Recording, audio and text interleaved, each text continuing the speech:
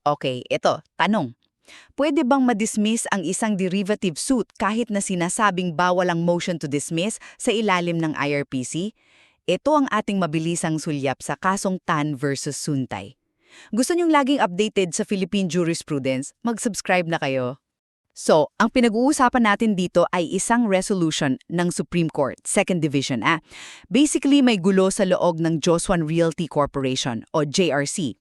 Yung mga minority stockholders, sina Suntay at Evangelista, nagsampa sila ng derivative suit.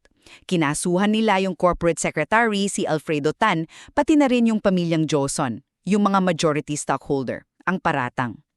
Mga irregularidad daw, sayang sa pondo, mga luging kontrata. So, ano ba yung mga importanteng takeaways dito galing sa Korte Suprema? Tatlo lang. Una, yung locus standi. May karapatan ba si Tan, na corporate secretary lang, na questionin yung kaso? Sabi ng korte, oo naman. Siya kasi ay isang real party in interest.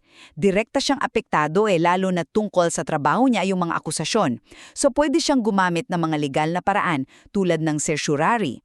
Mali raw yung sabi ng CA na wala siyang karapatan. Pangalawa, exhaustion of intra-corporate remedies. Ito napaka-importante raw sa derivative suit.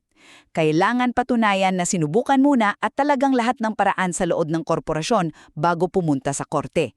Hindi raw sapat yung general na sabi lang na nagreklamo, dapat detalyado sa mismong reklamo, anong mga specific na remedy sa ilalim ng bylaws o batas ang sinubukan pero wala, bigo.